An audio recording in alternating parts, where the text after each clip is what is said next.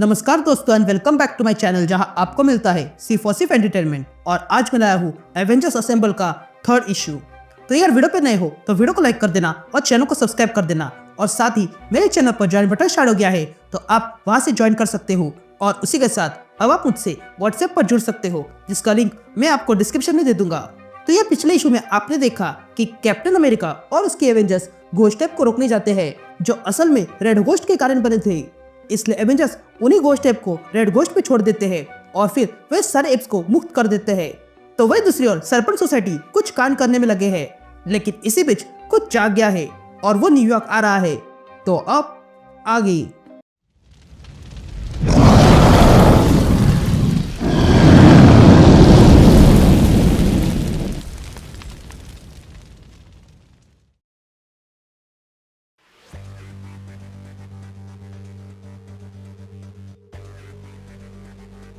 All right gang, तो issue की शुरुआत में हम नॉर्थ ब्रदर आइलैंड देखते हैं जहां पर लोग घूम रहे थे। तभी हमें वहां पर एक आदमी दिखा देता है जो अपने बेटे को लेकर आइसक्रीम खाने जाता है, लेकिन तब उसके सीने में अचानक से एक बड़ा सा चाकू आके घुसता है। और तब हम देखते हैं कि ये सारे लोग वैम्पायर है जो अब ब्लड हंट के इवेंट के बाद सनलाइट में घूम सकते हैं। लेकिन यहाँ पर कोई आया है जो इन वैम्पायर्स का शिकार कर रहा है। तभी वो शख्स कहता है वैम्पायर्स लाइट में घूम रहे हैं, ये नेचुरल नहीं है, तुम्हारी जाति कभी बदल नहीं सकती है। ये कहते हम देखते हैं कि वहाँ पर कोई तो है जो सारे वैम्पायर्स को मारने में लगा था। और तब हम उन लोगों को देखते हैं जो एक कर रहे थे। ये लोग स्वयं को नाइट स्टॉकर कहते हैं। तभी एबी मॉरिस कोमा से कहती है यहाँ का बिजली बंद कर दो, मैं चाहती हूँ कि ये लोग पुनः अंधेरे में चले जाए। और वोराशियस तुम खून पीना चालू करो और सबसे पहले बच्चों से शुरू करना। और ब्लड स्क्रीम तुम सफाई में होशियार हो तो तुम्हें पता है तुम्हें क्या करना है। ये कहते हैं नाइट स्टॉकर उन सब पे टूट पड़ते हैं। यहाँ सीन शिफ्ट होती है और हम एवेंजर्स मैंशन देखते हैं जहाँ पर स्विनी बताता है कि नॉर्थ बॉर्डर आइलैंड पे हमला हुआ है। वहाँ पर 1000 से भी अधिक वैम्पायर रहते हैं और वहाँ पर किसी वैम्पायर हंटर ने हमला किया है। शैंग-ची इस समय यहाँ नहीं है और फोटोन भी नहीं है। तो क्या कोई एवेंजर बचा है? जिस पर शी हल्क कहती है हाँ अभी कई सारे हैं। ये कहते हैं वहाँ पर लाइटनिंग, वंडरमैन, लाइट स्पीड आ जाते हैं। तभी लाइटनिंग कहता है वहाँ पर पूरा टाउन भरा है वैम्पायर से, तो क्या हम वहाँ पर सुरक्षित है? ये कहते हैं एवेंजर्स नॉर्थ बॉर्डर आइलैंड निकलते हैं। तभी एवेंजर्स वहां आके हमला कर देते हैं, लेकिन तभी वंडरमैन को पास की एक इमारत में एक स्नाइपर दिखाई देता है जो इन वैम्पायर्स को मार रहा था। तभी हम देखते हैं कि ये दरअसल में एमा मॉरिस थी जो स्नाइपर चला रही थी। तो वही कोमा वैम्पायर्स को मारते हुए कहता है इनसे बिजली सोखने में मुझे आनंद आ रहा है। तो वही दूसरी ओर ब्लड स्क्रीम वैम्पायर को खत्म करने में लगा था, लेकिन तभी वहां पर शी हल्क, लाइटनिंग और लाइट स्पीड आ जाते हैं। तो वही वोराशियस एक वैम्पायर को मारने में लगा था, लेकिन तभी उसे लाइटनिंग देख लेता है और अगले पल अपनी पावर से वोराशियस पे हमला करता है। या कोमा देखती है कि उसके काम में बाधा डालने के लिए कोई आ गया है। ये देखकर वो बहुत खुश होती है। या लाइटनिंग उस वैम्पायर को बचा लेता है, लेकिन तभी लाइटनिंग पर कोमा हमला कर देती है और उसे लात मार के पीछे फेंकती है। इधर शी हल्क का सामना ब्लड स्क्रीम से होता है। तभी ब्लड स्क्रीम कहता है क्या मैं तुम्हारे खून में क्या स्मेल कर रहा हूँ? चलो अच्छा है, पहली बार मुझे किसी हल्क को खत्म करने मिलेगा। यह कहते हैं ब्लड स्क्रीम शी हल्क का सर चबाने जाता है, लेकिन उससे शी हल्क को कुछ भी नहीं होता है। या लाइट स्पीड दो वैम्पायर्स को बचाती है, लेकिन तभी वोराशियस उस पर हमला कर देता है, लेकिन लाइट स्पीड उसे पंच मार के पीछे फेंकती है। या शी हल्क ब्लड स्क्रीम का गला पकड़कर उसे ऊपर उठाती है, लेकिन तभी पीछे से फ्रैंक ड्रेक आ जाता है। तो वही वंडरमैन दो वैम्पायर्स को बचाने में लगा था। या दूसरी ओर हम शैंग-ची को देखते हैं जो जर्मनी में आया हुआ था, लेकिन तभी उसे वहां पर टाइगर स्नेक दिखा देता है जो शैंग-ची से पूछता है तुम यहाँ क्या कर रहे हो? जिस पर शैंग-ची कहता है मैं तो लीड फॉलो कर रहा हूँ जो तुम लोगों ने छोड़ी थी। तुम्हें क्या लगा हम सिन के साथ लड़ाई करने में बिजी थे तो तुम बच जाओगे? हमें सब पता है कि तुमने चोरी की है। ये सुनते ही टाइगर स्नेक कहता है मुझे कहा गया था कि तुम आओगे, पर तुम कोई डिटेक्टिव नहीं हो शैंग-ची। ये कहते हैं टाइगर स्नेक शैंग-ची पर हमला करता है और दोनों के बीच लड़ाई शुरू हो जाती है। लेकिन तभी शैंग-ची अपना गुस्सा टाइगर स्नेक को मारने जाता है, लेकिन उल्टा टाइगर स्नेक ही शैंग-ची पर मैजिक कर देता है।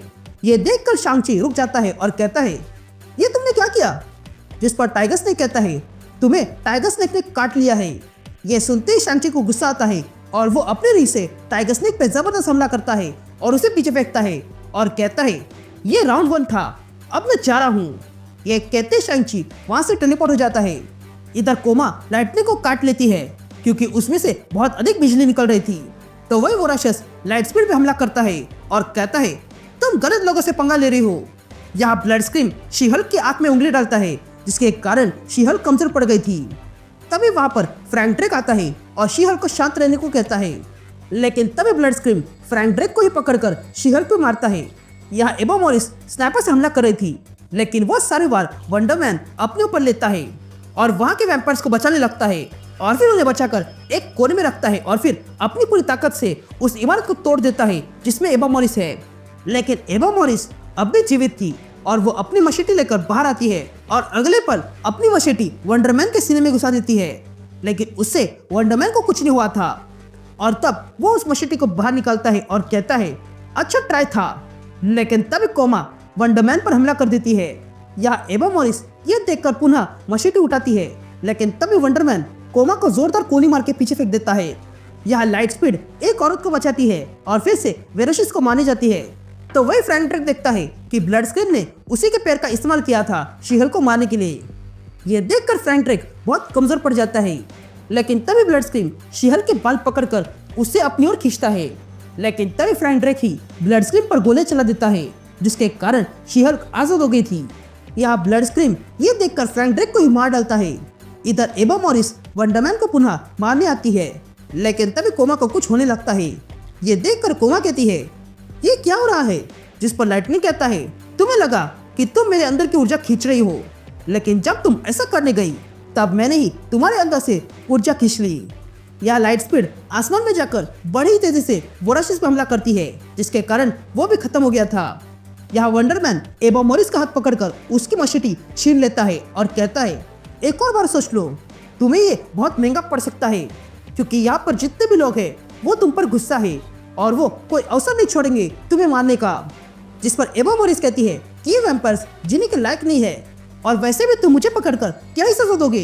जिस पर वंडरमैन एबा मॉरिस से कहता है किसने कहा मैं तुम्हें सजा देने वाला हूँ, तुम्हें तो सजा वैम्पायर्स का मालिक देगा, वो भी वैम्पायर नेशन में।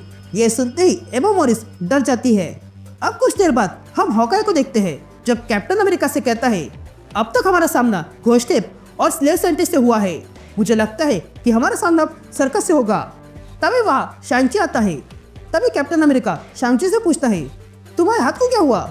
जिस पर शांची कहता है कि मैं इन्वेस्टिगेशन करने के लिए जहाँ गया था वहाँ पर टाइगर स्नेक मिला था और उसने ये टॉक्सिक पंच मारा जिसके कारण मेरा हाथ का ये हाल हुआ। यह टाइगर स्नेक कह रहा था कि उसका मालिक जानता है कि मैं वहाँ आऊँगा, कोई तो है जो हमारी मजबूरी का फायदा उठा रहा है। या हम टाइगर स्नेक को देखते हैं जो सरपंच सोसाइटी के पास आता है और कहता है हमारी हरकतों का पता एवेंजर्स को लग चुका है।